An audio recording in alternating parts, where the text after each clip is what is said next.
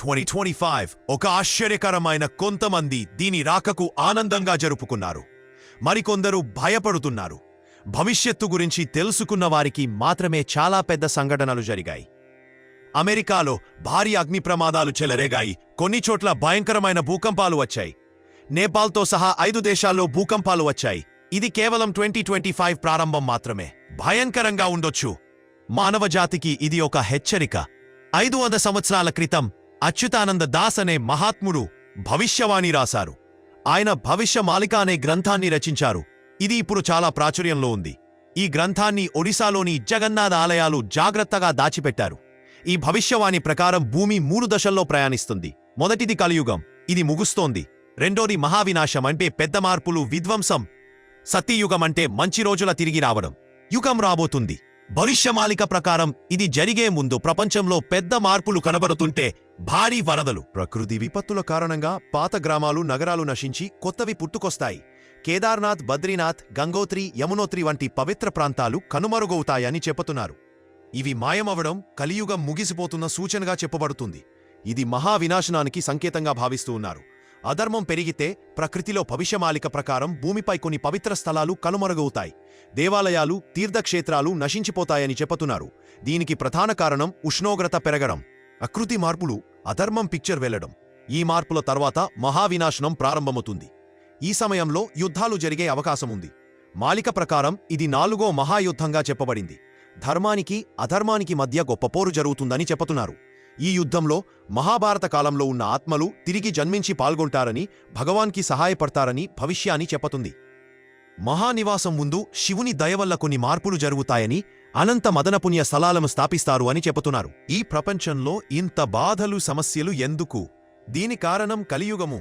ఎప్పుడూ సమస్యలు, కష్టాలు, అవిశ్వాసం పెరుగుతూనే ఉన్నాయి. మధ్య దూరం పెరుగుతుంది. ప్రతిరోజు మన మనుషుల లోపల క్రూరత్వాన్ని చూస్తున్నా కొందరు బాధపడుతుంటే మరికొందరు వారి కష్టాలను చూసి ఆనందపడుతున్నారు. ఇదంతా కలియుగానికి కారణమా? మనుషులు ఎప్పుడు భగవంతుడు తిరిగి వచ్చి ప్రపంచంలోని సమస్యలు తొలగిస్తాడని ఆశిస్తారు. శివాని ప్రకారం కలియుగము ముగింపు సమయంలో పురాణం వంటి గ్రంథాలు కలియుగం ప్రారంభం గురించి పురాణాల్లో చెప్పబడింది. మహాభారతం తర్వాత పాండవులు వైకుంఠానికి వెళ్లిన తర్వాత యదువంశం నశించిన కలియుగం మొదలైంది. 300వ బీసీలు కలియుగం ప్రారంభమైందని చెప్పదారు. పురాణాల ప్రకారం కలియుగం తన పరాకాష్ఠకు చేరుకున్నప్పుడు భూమిపై జీవం చాలా కష్టపడుతుంది.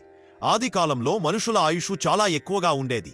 కాని భవిష్యవాణి ప్రకారం భవిష్యత్తులో మనుషులు సగటు జీవితకాలం కేవలం 20 సంవత్సరాలు మాత్రమే అవుతుంది. వాళ్ళు వృత్తులుగా మారిపోతారట. అనారోగ్యాలు పెరుగుతాయి, వైరస్లు కూడా పుట్టుకొస్తాయి. భవిష్యవాణి ప్రకారం భయంకరమైన వర్షాలు, తుఫాన్లు ప్రపంచాన్ని నాశనం చేయవచ్చు. పశువులు పాలు ఇవ్వడం ఆపేస్తా, ప్రజలు మాంసంపైనే ఆధారపడతారు. ప్రాణాల ప్రకారం పాపం తీవ్రస్థాయికి చేరుకున్నప్పుడు కలిసి వస్తాడు. ఆ తర్వాత సత్యయుగం ప్రారంభమవుతుంది. భవిష్యవాణి ప్రకారం ప్రపంచంలోని అనేక దేశాలు, నగరాలు నాశనం అయిపోతాయి. 2000 వైపు యత్మిందులో జరిగిన కొన్ని సంఘటనలు నిజమయ్యాయి. 2000 ప్రారంభమవుతుంది. విస్తరిస్తాయి అని ప్రజలు మరింత భయపడతారని చెప్పుకుంటూ వచ్చారు. దీని ప్రకారం 2000 కొత్త మహమ్మద్ పుట్టుపోతారు. మొదటివి చిన్నగా ప్రారంభమవుతాయి, ప్రమాదకర స్థాయికి చేరుతాయి. ఇఫీల చైనాలో గుర్తించిన ఒక వైరస్ కరోనా కంటే 20 రెట్లు ప్రమాదకరమని చెప్పుతున్నారు. ఈ వైరస్ వ్యాప్తి అయితే 10 కోట్ల మంది చనిపోతారు. శాస్త్రవేత్తలు దీనికి HPM అనే పేరు పెట్టారు. ఇది కరోనా కంటే 20 రెట్లు డేంజర్. దీనికి వ్యాక్సిన్ తయారు చేయడం చాలా కష్టమవుతుందని చెప్పుతున్నారు. తిరువేరే కాల మహానాడు 2005లో ప్రపంచం మీద దాడి చేయబోతున్నారట. ఇది కలియుగ ప్రభావ.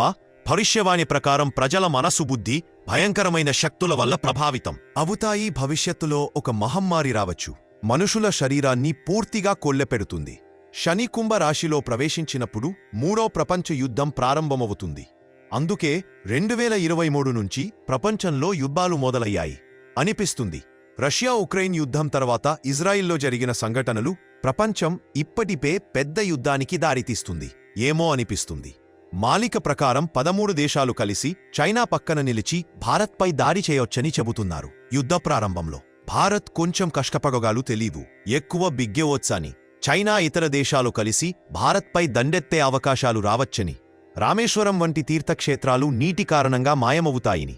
బద్రీనాథ్తో సహా కొన్ని ప్రదేశాలు భయంకర భూకంపంతో నేలకుతాయని భవిష్యవాణిలో రాసినదట స్కంద పురాణంలో కూడా బద్రీనాథ్ ఒక పొరిలో పూర్తిగా నశించిపోతుందని పేర్కొన్నారు. అయితే అదే సమయంలో కొత్త చిత్రమొకటి వెలుగులోకి వస్తుందని, భవిష్యత్తులో బద్రీ అనే పేరుతో పిలుస్తారు అని కూడా చెబుతున్నారు. ఇపలా బద్రీనాథ్ ఆలయ గోడలు పెద్ద చీలిక ఏర్పడినట్లు కూడా కొన్ని నివేదికలు చెబుతున్నాయి. సమయంలో నరసింహస్వామి ఒక చెయ్యి తెగిపడిన రోజున కలియుగానికి ముగింపు ప్రారంభమవుతుందని అంటున్నారు.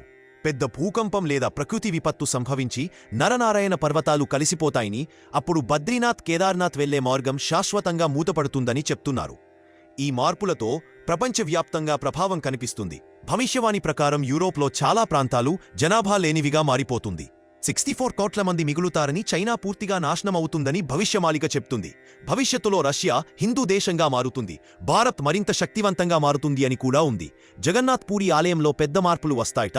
ఆలయంపై భాగం నుంచి రాళ్లు పడతాయని, ధ్వజస్తంభం పదే పదే పడిపోతుందని కూడా భవిష్యవాణిలో చెప్పబడుతుంది.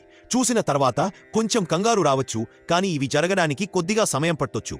ప్రకృతి వైపరీత్యాలు భయంకరంగా మారుతాయి. తుఫాన్లు, భూకంపాలు ప్రజలకు తీవ్ర ఇబ్బందులను కలిగిస్తాయి. ద్రవ్యోల్బణం విపరీతంగా పెరిగి ప్రజలు కొనుక్కోవడానికి ఆర్థిక పరిస్థితి సరిపోక డోక్కలారిపోతాయి. భవిష్యమాలిక ప్రకారం భవిష్యత్తులో ప్రజలు ధర్మాన్ని మరిచిపోతారు. ఎందుకంటే ఆకలి మితిమీరిన కదా ధర్మాన్ని వదిలిపెట్టేసేది. ఈక కల్కి భగవాన్ తెల్లటి గుర్రంపై వచ్చి ఆయన దుష్టులను సంహరించి ధర్మాన్ని మరోసారి స్థాపిస్తారు. కల్కి భగవాన్ జననం ఉత్తరప్రదేశ్లోని స్తంభాలు గ్రామాల్లో జరుగుతుందని, చక్ర లేదా చక్కదర అవుతుందని భవిష్యవాణిలో ఉంది. యుద్ధమైతే భయంకరంగా ఉంటుందని, గంగానది గురించి గోదావరి వరకు రక్తమే ప్రవహిస్తుందని చెప్తున్నారు. మరి ఈ విపత్తుల నుంచి రక్షించే మార్గం ఏమిటి? భవిష్యమాలిక ప్రకారం మనం వేదాలకు తిరిగి వెళ్లి ధార్మిక జీవితం గడపాలి. భవిష్యమాలిక ప్రకారం కలియుగం ముగింపు సమయం దగ్గర పడుతున్నట్లు అనేక సంకేతాలు కూడా కనిపిస్తున్నాయి. భవిష్యత్తులో మనుషుల కష్టపాలు కాబోతుందని అని చెప్తున్నారు. మరి ఇది ఎంతవరకు నిజమో ఆ భగవంతుడికే తెలియాలి. వీడియో నచ్చితే లైక్ చేయండి, షేర్ చేయండి. అలాగే ఇప్పటివరకు మన ఛానల్ని సబ్స్క్రైబ్ చేసుకోకపోతే ఇప్పుడే సబ్స్క్రైబ్ చేసుకుని పక్కనే ఉన్న బెల్ ఐకాన్పై క్లిక్ చేయండి. మళ్ళీ కలుద్దాం.